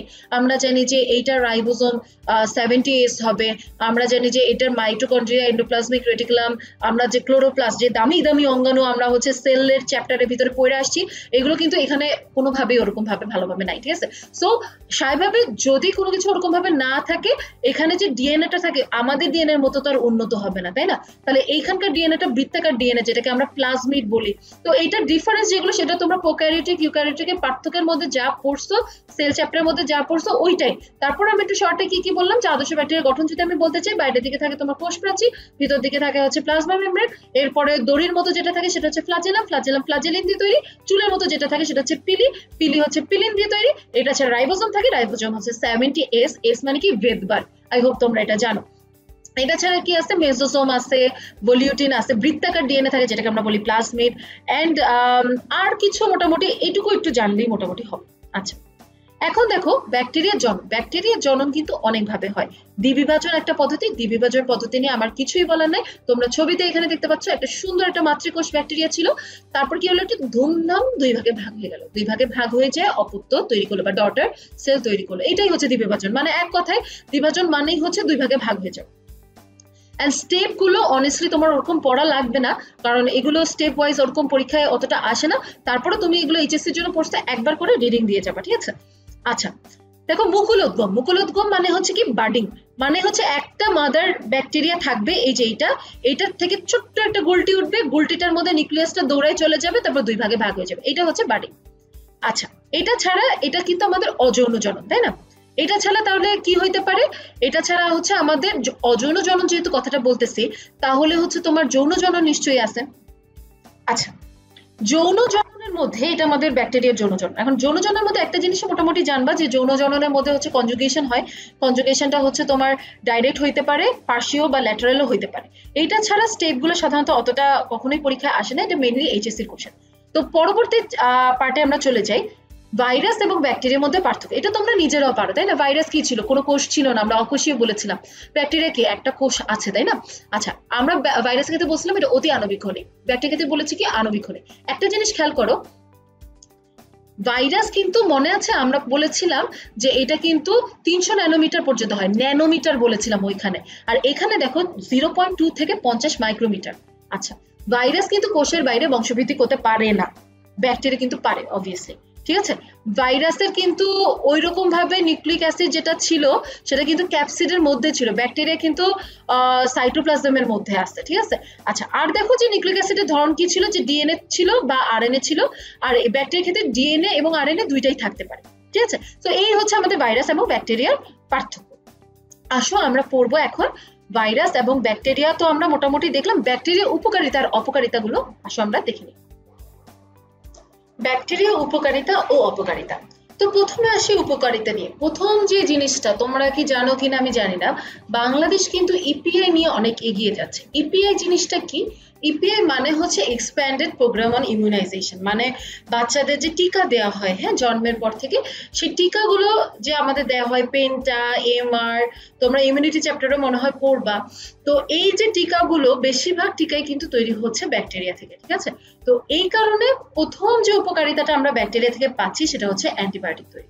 অ্যান্টিবায়োটিক তৈরি, ভ্যাকসিন তৈরি, এই জিনিসগুলো হচ্ছে আমাদের প্রথম উপকারিতার মধ্যে পড়ে। এটা ছাড়াও ব্যাকটেরিয়া কিন্তু পাট শিল্পে হেল্প করে, কফি তৈরিতে হেল্প করে, গাজন প্রক্রিয়ায় হেল্প করে, দুধের পাস্তুরাইজেশনে হেল্প করে, অনেক ধরনের উপকার এরকম আছে। আচ্ছা, তো তোমাদের জানতে হবে যে মানব দেহে এটা কি কি উপকার করে। এই জিনিসটা যখন পড়বা তখন একটু বেশি ভালোভাবে পড়বা। যেমন এই যে তোমাদের ইপিআই এর কথা বললাম, তারপরে আমাদের যে ডিপিটি, হ্যাঁ, ডিপিটি যে ভ্যাকসিন আছে, হ্যাঁ, কিসের জন্য ভ্যাকসিন আছে, ডিপিটি কথাটা মানে কি, ডিপথেরিয়া, পি মানে কি পার্টুসিস, হ্যাঁ, বা হুপিং কাশি, টি মানে কি টিটেনাস, এগুলোর যে ভ্যাকসিন আছে, হ্যাঁ, এগুলো একটু জানতে হবে। আচ্ছা, এটা ছাড়া কি জানবা, যে নাইট্রোজেন সংবধনে অ্যাজোটোব্যাক্টার, রাইজোবিয়াম, এগুলো হচ্ছে হেল্প করে। ওকে, অপকারিতায় আসে। অপকারিতার মধ্যে প্রথম এই যে ভ্যাকসিনগুলো তৈরি হচ্ছে, তার মানে নিশ্চয়ই ব্যাকটেরিয়া দিয়েই রোগটা হয়েছিল। ব্যাকটেরিয়া যদি না থাকতো তাহলে তো অ্যান্টিবায়োটিক ভ্যাকসিন এগুলো তৈরি করার দরকার ছিল না, তাই না? তো প্রথমে জেনে নিবা যে বেশ কিছু রোগের সাইন্টিফিক নাম। এখানে কিন্তু অনেক ইম্পর্টেন্ট মনে রাখবা যে এই যে ডিপথেরিয়ার পুরো নাম হচ্ছে কর্নিব্যাকটেরিয়াম ডিপথেরি, তারপর কলেরার পুরো ফর্ম হচ্ছে ভিব্রিও কলেরি, হ্যাঁ, তারপরে বর্ডেটেলা ক্লস্ট্রিডিয়াম টিটেনি, হ্যাঁ, বর্ডেটেলা পার্টোসিস, প্রত্যেকটা নাম ভালো ইম্পর্টেন্ট, ঠিক আছে? তো তোমার কোশ্চেন এমন হতে পারে যে ডিপথেরিয়া রোগ কার জন্য তৈরি হয়, তাহলে তুমি যদি এখানে বর্ডেটেলা পার্টোসিস বলে ফেলো তাহলে কিন্তু কোনো লাভ নাই। বা তুমি মনে করলা বারে ডিপথেরিয়ার জন্য তো কর্নিব্যাকটেরিয়াম ডিপথেরি, তাহলে আমি যে ডিপথেরি পড়ি তাহলেই তো হয়ে গেল, কিন্তু তোমাকে বর্ডেটেলা ডিপথেরিও দিয়ে দিতে পারে, সেটা অ্যান্সার না হবে হচ্ছে কর্নিব্যাকটেরিয়াম ডিপথেরি। সো এই যে উপকারিতা এবং অপকারিতা, এখানে যে কিছু সাইন্টিফিক নেম দেয়া আছে এগুলো পরীক্ষার জন্য অনেক ইম্পর্টেন্ট, বিকজ এই রোগগুলো কন্টিনিউয়াসলি কিন্তু আমরা দেখি। আচ্ছা, তো উপকারিতার মধ্যে শুধু এইটাই না, তোমার এইটাও আছে যে তুমি হচ্ছে উপকারিতার কথা তো বললাম, অপকারিতার মধ্যে কিন্তু এটাও আছে যে এটা উদ্ভিদ দেহ বেশ কিছু রোগ তৈরি করতে পারে, যেমন ধানের কিছু রোগ তৈরি করতে পারে, অনেক ধরনের ফসল কিন্তু হচ্ছে ব্যাকটেরিয়ার কারণে ধ্বংস হতে পারে, ঠিক আছে? তো অপকারিতা আর উপকারিতা গুলো একটু মনোযোগ দিয়ে পড়বা। চলো আমরা চলে যাই ম্যালেরিয়া চ্যাপ্টার। আমরা শুরু করতে যাচ্ছি ম্যালেরিয়া চ্যাপ্টার। তো প্রথম যে কথাটা দিয়ে শুরু করব সেটা হচ্ছে একটা সময় ছিল জানো যখন হচ্ছে ম্যালেরিয়াটা এমন একটা রোগ ছিল, তো মানুষ ভাবতো যে হয়তো বা জিন পরির আসর হয়েছে বা ভূতে ধরছে, হ্যাঁ, বা খারাপ বাতাস লাগছে। সো হুট করে জ্বর আসতেছে, কমে যাচ্ছে, আবার জ্বর আসতেছে, মানুষ মারা যাচ্ছে, এরকম একটা সিচুয়েশন একটা সময় ছিল। সো ম্যালেরিয়ার নামটা কিন্তু ওভাবেই আসছে, কারণ মানুষজন ভাবতো এটা একটা খারাপ বাতাস। এরিয়া যে নামটা দেখতেছো এটা এয়ার বা বাতাস থেকে আসছে, আর ম্যাল মানে দূষিত। তো দূষিত বাতাস বা খারাপ বাতাস থেকে ম্যালেরিয়া শব্দটার উৎপত্তি। তো আসলে আমরা ম্যালেরিয়া সম্পর্কে সব প্রথম যে কথাটা একটু জানি সেটা হচ্ছে ম্যালেরিয়া ওয়ার্ডটা আসছে টর্টি দিয়েছেন, সেটা হচ্ছে ম্যাল মানে দূষিত, এরিয়া মানে বাতাস, যেটা তোমাদের বলা হলো, হ্যাঁ। চার্লস লেভেলেন হচ্ছে এমন একজন মানুষ যিনি প্রথম ম্যালেরিয়া পরজীবী আবিষ্কার করছেন, এন্ড যার কারণে আমরা বলতে পারি যে আচ্ছা ঠিক আছে এটা দূষিত বাতাসের জন্য যে এই রোগটা হচ্ছে এরকম না। এবং রোনাল্ড রস আবিষ্কার করেন যে এই যে ম্যালেরিয়ার পরজীবীটা এইটা হচ্ছে অ্যানোফিলিস মশকিতেই থাকে। তোমরা বলতে পারো যে তাহলে কি এডিস মশাতে থাকে না, যার কারণে আমরা জানি যে ডেঙ্গু হয় হচ্ছে এডিস ইজিপ্টি মশার বাহক হওয়ার কারণে, তাই না? কিন্তু না, এটা কিন্তু এডিস ইজিপ্টি মশার ভিতরে থাকতে পারে না, ওদের পেটে দেখা যায় কি এই ম্যালেরিয়া পরজীবীটা নষ্ট হয়ে যায়। তো একমাত্র অ্যানোফিলিস মশকির ভিতরেই এটা হচ্ছে সুন্দরভাবে বেঁচে থাকতে পারে বলে অ্যানোফিলিস মশকিকেই কিন্তু ম্যালেরিয়া পরজীবীর বাহক বলা হয়, ঠিক আছে? এবং এটা আবিষ্কার করেছেন রোনাল্ড রস। আচ্ছা, প্লাজমোডিয়াম গণের 60টা প্রজাতি মানুষ সহ বিভিন্ন মেরুদণ্ডী প্রাণীতে এই রোগটা তৈরি করতে পারে। আচ্ছা, এই যে দেখো পরজীবীর নামগুলো আছে, এটা আমি তোমরা শুনছো মনে হয় যে 4টা থাকে, প্লাজমোডিয়াম ভাইভ্যাক্স, ম্যালেরি, ওভালি, ফ্যালসিপারাম, মানে এই 4টাই আমরা সবচেয়ে গুরুত্ব দিয়ে পড়ি। 60টা প্রজাতি যে করতে পারে এটা তো তোমরা জানোই। এখন এই যে ভাইভ্যাক্স, ম্যালেরি, ওভালি, ফ্যালসিপারাম এগুলোর ইম্পর্টেন্সটা কি? ইম্পর্টেন্স হচ্ছে যে এক একটা এক এক রকমের রোগ ডিটেক্ট করে, হ্যাঁ। যেমন হচ্ছে আমি বলি ভাইভ্যাক্স যদি হয় তাহলে রোগের নামটা যেমন আমরা বিনাইন টার্সিয়ান ম্যালেরিয়া দিচ্ছি, হ্যাঁ। যদি ম্যালেরিয়া হয় তাহলে কোয়ার্টার ম্যালেরিয়া। এখন এইগুলো আমাদের জানা কেন দরকার, ঠিক আছে? যেমন ধরো কেউ একজন জ্বর নিয়ে আসলো, আমরা বুঝতে পারলাম যে হ্যাঁ আচ্ছা ঠিক আছে সে হয়তো বা বান্দরবান পার্বত্য চট্টগ্রামে ঘুরতে গেছিল, আসার পরে বললো যে হ্যাঁ আমার তো জ্বর আসতেছে খুব বেশি, 72 ঘন্টা পর পর জ্বর আসে, তাহলে আমরা এটা দেখলে একটু বুঝতে পারবো যে হ্যাঁ আচ্ছা তাহলে হয়তো বা তার যে পরজীবীটা বা স্পেসিসটা ম্যালেরিয়ার সেটা খুব সম্ভবত প্লাজমোডিয়াম ম্যালেরিয়া। এভাবে আমরা একটু ডিটেক্ট করতে পারি বা স্পেসিফাই করতে পারি, যার কারণে এই পরজীবীগুলোর নাম, সৃষ্ট রোগের নাম, জ্বরের প্রকৃতি এটা তোমাদের মেডিকেল অ্যাডমিশন টেস্টের জন্য অনেক অনেক অনেক ইম্পর্টেন্ট, ঠিক আছে? এবং এই যে রোগের নাম দেখতেছো benign tertian malaria, quartan malaria, মৃদু tertian malaria, malignant tertian malaria, এইগুলো তোমরা পরবর্তীতে জানতে পারবা যখন আরো বড় হবা যে প্রত্যেকটা রোগের যে নামটা দেখতেছো এক একজনের কিন্তু তীব্রতা, এক একটা রোগের তীব্রতা এক এক রকমের। কোনো রোগ খুব বেশি ক্ষতি করে না, কোনো যে রোগটা দেখতেছো হয়তো বা খুব বেশি সিরিয়াস একটা কেস তৈরি করতে পারে। সো কোনটা সবচেয়ে ক্ষতিকারক এই জিনিসগুলো কিন্তু আমাদের পরবর্তীতে জানতে হবে, এখন এতটা দরকার নাই। আচ্ছা, তো পোষকের ব্যাপারে আসি। এই যে প্লাজমোডিয়াম স্পেসিস, হ্যাঁ, বা পরজীবীটা আমাদের শরীরেও থাকতে পারে, মশকির শরীরেও থাকতে পারে। দেখো আমরা কিন্তু মশা বলিনি, মশকি বলছি, ফিমেল, ঠিক আছে? যার মধ্যে সে সেক্সুয়াল সাইকেল বা যৌন চক্রটা সাধন করবে তাকে আমরা হচ্ছে সবসময় প্রাইমারি হোস্ট বা ডেফিনিট হোস্ট বা মুখ্য হোস্ট বলবো। আর যাদের মধ্যে অ্যাসেক্সুয়াল সাইকেল বা অযৌন চক্রটা সাধন হবে তাদেরকে আমরা ইন্টারমিডিয়েট বা গৌণ পোষক বলবো। ঠিক আছে, সো দুইটা পোষকেরই প্রয়োজনীয়তা কিন্তু অনেক বেশি। ঠিক আছে, যেমন এইখানে দেখো আমাদের এই যে আমরা তো প্লাজমোডিয়াম নিয়ে পড়ছি, ঠিক আছে, এই প্লাজমোডিয়ামটা আমাদের শরীরে, ঠিক আছে, আমাদের শরীরে হচ্ছে অ্যাসেক্সুয়াল সাইকেল করে বলে আমরা হচ্ছে ইন্টারমিডিয়েট বা সেকেন্ডারি, আর মশকির মধ্যে সে হচ্ছে সেক্সুয়াল সাইকেল করে বলে সেটা নির্দিষ্ট বা প্রাইমারি হোস্ট। ঠিক আছে, মশকি। আচ্ছা, এরপরে যাই, দেখো মানব দেহে জীবনচক্র। মানব দেহে জীবনচক্রের মধ্যে আমি প্রথমেই বলে রাখি এই যে মশকির অ্যাসেক্সুয়াল সাইকেলের কথা আমরা বলতেছি, ঠিক আছে, অ্যাসেক্সুয়াল সাইকেল, তাই না? তো অ্যাসেক্সুয়াল সাইকেলের মধ্যে মানব দেহে হয়, এই অ্যাসেক্সুয়াল সাইকেলটাকে আমরা সাইজোগনি বলছি। ঠিক আছে, তাহলে সাইজোগনি কি মশকির শরীরে হবে নাকি আমাদের শরীরে হবে? কাদের মধ্যে সেক্সুয়াল সাইকেল হয়, কাদের মধ্যে অ্যাসেক্সুয়াল সাইকেল হয়? একটু আগে বলেছি অ্যাসেক্সুয়াল সাইকেল হয় হচ্ছে মানব দেহে, আর সেক্সুয়াল সাইকেলটা হয় হচ্ছে মশায়। তাহলে মানব দেহে হইলে অ্যাসেক্সুয়াল হবে, তার মানে নামটা হচ্ছে সাইজোগনি। ঠিক আছে, আচ্ছা, সাইজোগনি দুই ধরনের, একটা হচ্ছে হেপাটিক, একটা হচ্ছে এরিথ্রোসাইটিক। এখন নাম শুনে বুঝতে পারতো হেপাটিক তাহলে কোথায় হবে, তাই না? লিভারে হবে। এখন দেখো মশা আমাদের কামড়াইলো, মশা তো না, মশকি। আচ্ছা, মশকির মধ্যে ম্যালেরিয়ার জীবাণু ছিল, পরজীবীটা ছিল, তো মশকির ভিতরে জীবাণু ছিল, তো ওইটা আমাদের শরীরে প্রবেশ করলো। ঠিক আছে, প্রবেশ করে যে ডাইরেক্ট রক্তে চলে যাবে এরকম কিন্তু না, প্রথমে ডাইরেক্ট যাবে লিভারে। এই যে দেখো এই পাশে যে কোষটা দেখতে পাচ্ছ এটা একটা লিভার কোষ, ঠিক আছে, বা যকৃত কোষ। এইখানে মশকির লালা থেকে যেই দশায় আমাদের শরীরে, ভালোভাবে শোনো, হ্যাঁ, মশকির বডি থেকে যেই দশায় আমাদের শরীরে প্রবেশ করে ম্যালেরিয়া পরজীবী তাকে আমরা বলি হচ্ছে স্পোরোজয়েড। স্পোরোজয়েডটা এসে প্রথমে কি করবে, লিভার সেলের ভিতরে ঢোকার চেষ্টা করবে, দেখো ঢুকতেছে, হ্যাঁ, ঢুকেই সে কি করে, সে কি চায় কি লিভার কোষটাকে, লিভারের ভিতরে কি, লিভারের একটা কোষের ভিতরে হেড কে থাকে, নিউক্লিয়াস, রাইট, যে কোনো একটা কোষের ভিতরে হেড থাকে নিউক্লিয়াস। তো এই স্পোরোজয়েডের কাজ হচ্ছে নিউক্লিয়াসটাকে সরাই দিয়ে নিজেই যাতে রাজা হয়ে যেতে পারে। তো স্পোরোজয়েড যেটা করে, এই যে নিউক্লিয়াসটা এটাকে দেখো সরাই দিচ্ছে, সরাই দিয়ে নিজে একটু গোল্লা হয়ে গেল। এই যে স্পোরোজয়েড নিজের এরকম স্লিম ফিগার ছেড়ে দিয়ে একটু গোল্লা গোল্লা হয়ে গেল, এই দশাটাকে আমরা বলি হচ্ছে ক্রিপ্টোজয়েড। ঠিক আছে, ক্রিপ্টোজয়েডের পরে দেখো ভিতরে একটা ক্রিপ্টোজয়েডের একটা নিউক্লিয়াস ছিল, তাই না? ক্রিপ্টোজয়েডের একটা নিউক্লিয়াস ভেঙে অনেক অনেক নিউক্লিয়াস তৈরি হয়, অনেকগুলো নিউক্লিয়াসের যে এই দশা, এইটাকে বলা হয় সাইজন্ট। এন্ড দেখো এই যে এই আসল যে নিউক্লিয়াসটা ছিল লিভার সেলে, এটারে যত পারতেছে কোনায় সরাই দিচ্ছে, দেখছো? ঠিক আছে, আচ্ছা, সাইজন্টের পরে, সাইজন্টে তাহলে কি একটা কোষ এইরকম, এর কোষের ভিতরে অনেকগুলো নিউক্লিয়াস। ঠিক আছে, এখন নিউক্লিয়াসের চারপাশে কি হবে, আস্তে আস্তে সাইটোপ্লাজম জমা হবে, জমা হয়ে আরো ছোট ছোট করে কোষ তৈরি করবে। ঠিক আছে, এই যে দশাটা এইটাকে বলা হয় ক্রিপ্টোমেরোজয়েড। ক্রিপ্টোমেরোজয়েড হওয়ার পরে কি হবে, এরা আস্তে আস্তে ফেটে বের হয়ে যাবে কোষটাকে। ঠিক আছে, তাহলে অনেকগুলো ক্রিপ্টোমেরোজয়েড বের হয়ে গেল, দেখছো এখান থেকে বের হয়ে গেল লিভার কোষ থেকে। লিভার কোষ থেকে বের হয়ে ক্রিপ্টোমেরোজয়েড কি করতে পারে, প্রথম কথা যেটা সে করতে পারে, সে এবার যে একটা আরবিসি বা লোহিত রক্তকণিকাকে অ্যাটাক করতে পারে, এক নাম্বার। তাহলে এক নাম্বার কি হইলো, আরবিসি কে অ্যাটাক করলো। দুই নাম্বার, সরি আরবিসি, হ্যাঁ, দুই নাম্বার হচ্ছে সে যেটা করতে পারে সেটা হচ্ছে সে সুপ্ত দশায় চলে যেতে পারে।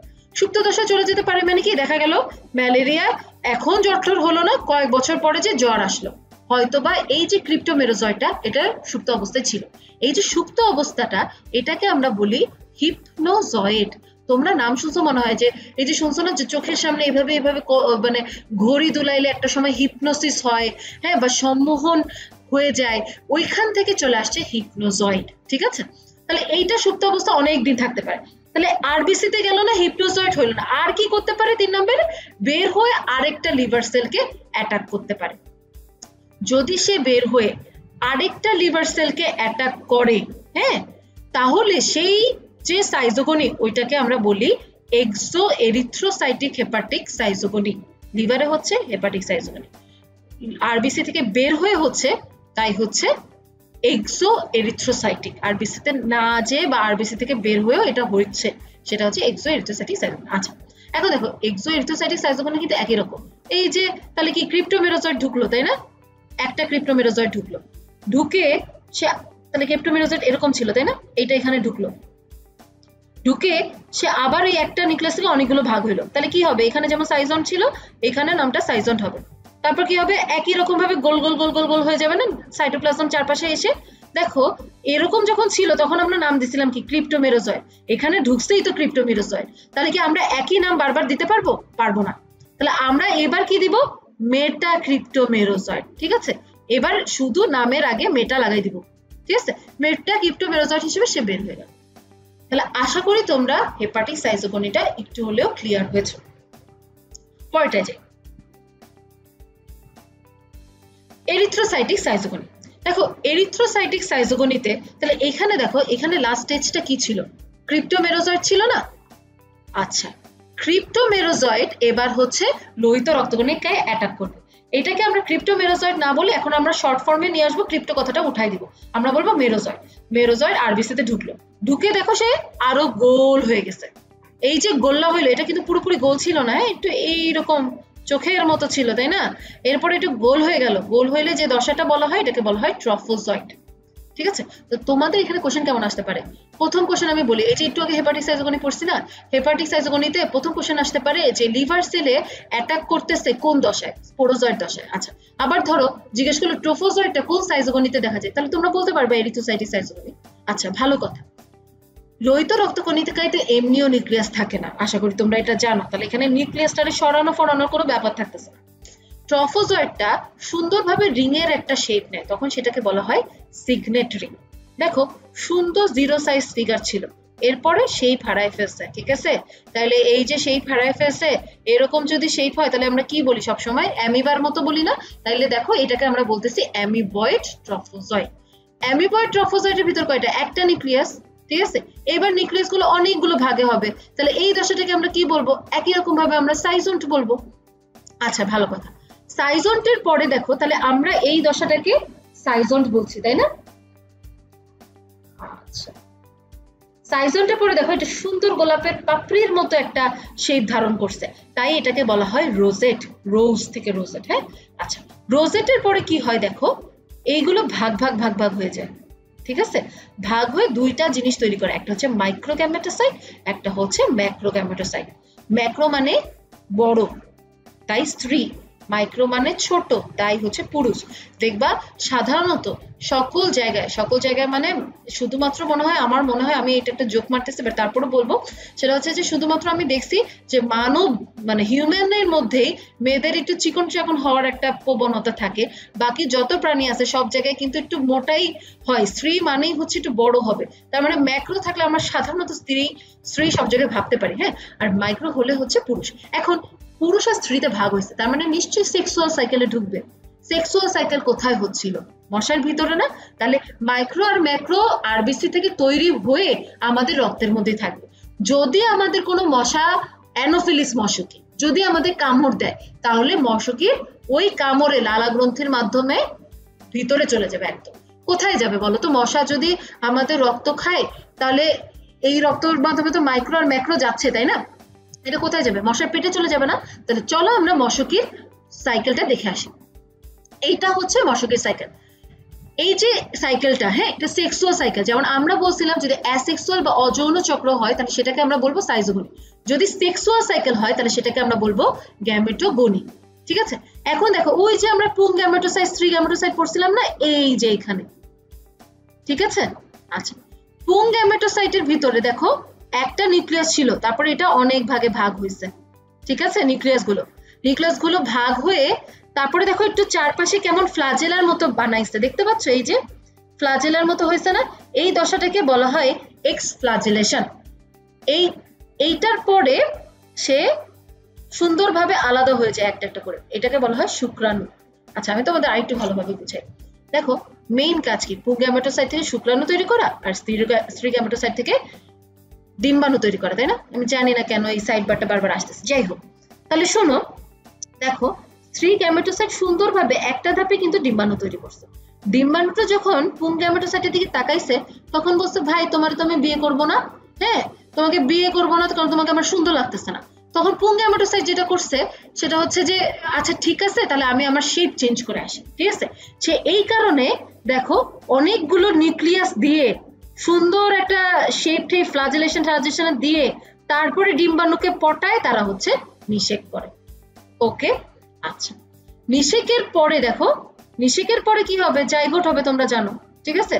জাইগোট হওয়ার পরে, হ্যাঁ জাইগোট মানে কি, ছোট্ট একটা গোল্লা, তাই না। জাইগোট হওয়ার পরে ভাবে যে, জাইগোট ভাবে হ্যাঁ যে আল্লাহ আমরা কি এতদিন পেটের ভিতরে থাকবো, আমরা কি দুনিয়া কখনো আর দেখবো না, ঠিক আছে, এইরকম সে একটা ভাবে। বের হয়ে তার পেটের থেকে বের হইতে খুব ইচ্ছা করে, তখন সে একটা দশায় চলে যায় যেটার নাম হচ্ছে উওকিনেট।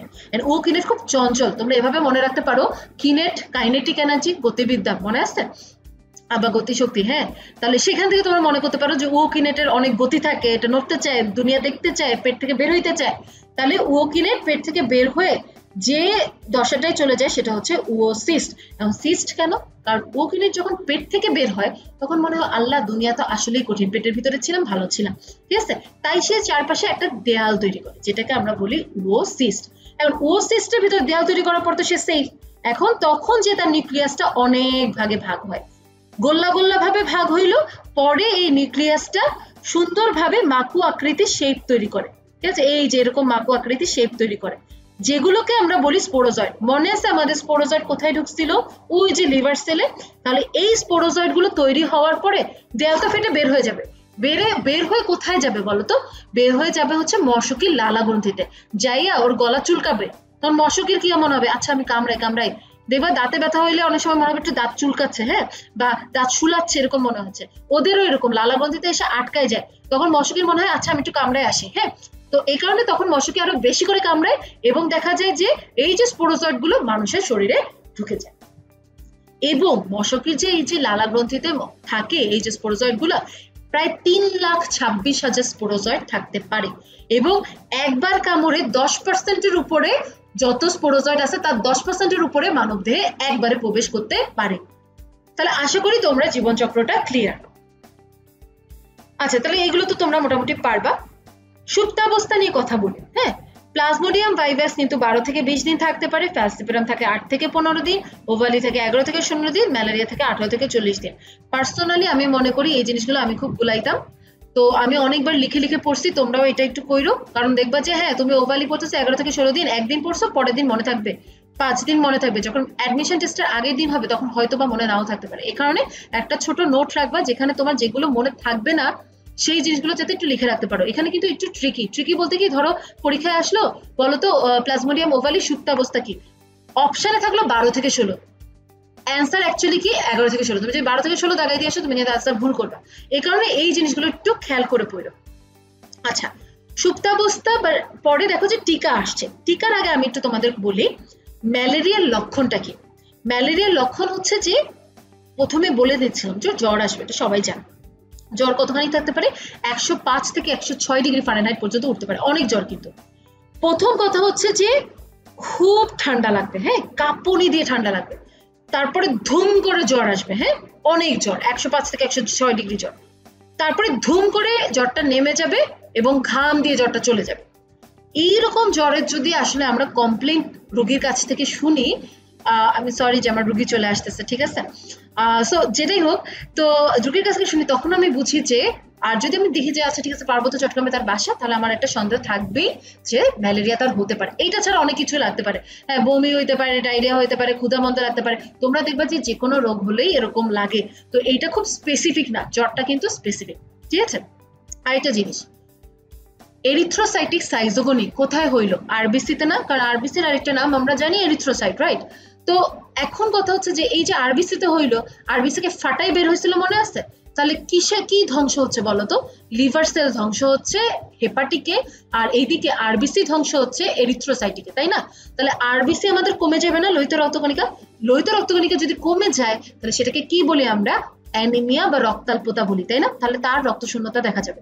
আচ্ছা আর কি হতে পারে, এই যে আমাদের লিভার সেল ধ্বংস করলো না, লিভার সেল যদি আমাদের ধ্বংস করে তাহলে কি হবে, যকৃত যদি নষ্ট হয় বা যকৃত কোনো সমস্যা হয় তাহলে কি দেখা যায় বলতো, জন্ডিস দেখা যায়, তাহলে তার জন্ডিসও হতে পারে। এই জিনিসগুলো তোমরা মনে রাখবা। আরেকটা কথা বলি, তাহলে ম্যালেরিয়া কি অবস্থা আমরা প্রতিকার করতে পারি, কিভাবে প্রতিকার করবো, মশা মারবো, মশারি টানাবো, ওডোমস ইউজ করব, স্প্রে করব, এই জিনিসগুলো, এগুলো অতটা পড়ার কিছু না। বা মশাকে গামা রে দিয়ে তাদেরকে স্টেরিলাইজ করে দিতে পারে, হ্যাঁ, বন্ধ করে দিতে পারে, এরকম করতে পারে। মশকি বা এই যে ম্যালেরিয়া হচ্ছে, হ্যাঁ, ম্যালেরিয়ার কিন্তু ওষুধ আছে, তোমরা জানো যে কুইনাইন একটা সময় ছিল, অনেক আগের কথা, কুইনাইন কোনোভাবে এখন দেওয়া হয় না, এখন ক্লোরোকুইন আছে, নেফ্লোকুইন আছে, অনেক অনেক ধরনের কুইন নাম থাকলে তুমি মোটামুটি বুঝবা যে এটা ম্যালেরিয়ার ওষুধ।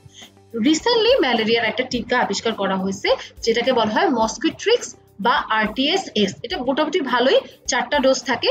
তো এইটা একটা ভালো উপায়, স্পেশালি আফ্রিকায় অনেক জায়গায় দেখা যায় যে সাব সাহারান অঞ্চলে ম্যালেরিয়া প্রকোপ অনেক বেশি, ওই জায়গায় ওদের হচ্ছে এই টিকাটা লাগে। আমাদের তো প্রকোপ অত বেশি না, হ্যাঁ হয় পার্বত্য চট্টগ্রাম এরিয়ায়, কিন্তু পুরো বাংলাদেশে যে হয় এরকম বলা যায় না। আচ্ছা, আসো আমরা বিগত বছরের প্রশ্নগুলো সলভ করি। নিচের কোনটি ডিএনএ ভাইরাস?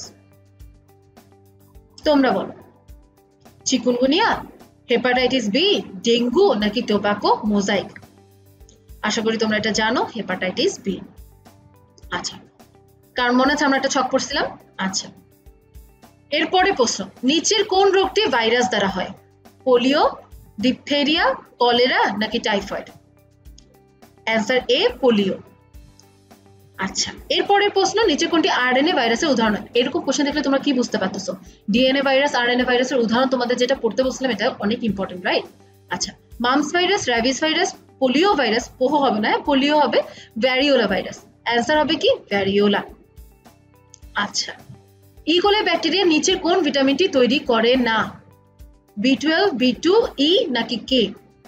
Vitamin E. আচ্ছা, বিশ্বে প্রথম ম্যালেরিয়া প্রতিষেধক টিকা কোনটি? এটা তোমরা মাত্র পড়ছো, হ্যাঁ, মস্কিট্রিক্স। আচ্ছা, সিফিলিস রোগের জন্য দায়ী নিচে কোন? আচ্ছা, একটা জিনিস একটু দেখো, আগের প্রশ্নটায় দেখছো এখানে কোশ্চেনটা কতটুকু স্পেসিফিক হয়েছে, মস্কিফিক্স, মস্কিরিক্স, মস্কিট্রিক্স, তাহলে মস্কিরিক্স অ্যান্সার হবে। তাহলে দেখতে পাচ্ছ যে পড়ার লেভেলটা তোমার কেমন হওয়া উচিত। আচ্ছা, সিফিলিস রোগের জন্য দায়ী কোনটা? এটা তোমরা আসলে আশা করি পারবা। নেসেরিয়া গনোরি, নাম শুনে বোঝা যাচ্ছে গনোরিয়া তৈরি করে। ট্রাইকোমোনাস ভ্যাজাইনালিস কোথায় তৈরি করবে? ভ্যাজাইনাতে, হ্যাঁ। তারপর টিপোনেমা প্যালিডাম নাকি টিপোনেমা ভ্যাজাইনালিস? আচ্ছা, টিপোনেমা প্যালিডাম অ্যান্সার। আচ্ছা, নিচে কোনটি ভাইরাস জনিত রোগ নয়? ডেঙ্গু জ্বর, চিকুনগুনিয়া জ্বর, টাইফয়েড জ্বর, ইনফ্লুয়েঞ্জা জ্বর? টাইফয়েড জ্বর। আচ্ছা, নিচে কোন ব্যাকটেরিয়া মুক্ত অক্সিজেন ছাড়াই বাঁচে? Azotobacter, bacillus, Clostridium, staphylococcus? Answer হচ্ছে ক্লস্ট্রিডিয়াম। ধন্যবাদ সবাইকে, সবাই ভালোভাবে পড়বে, নিজের যত্ন রাখবে, আর কোনো সমস্যা হলে আমাদের জানাবে। আমি ডক্টর সাকিয়া হক, সবাইকে অনেক অনেক ধন্যবাদ দিয়ে শেষ করছি।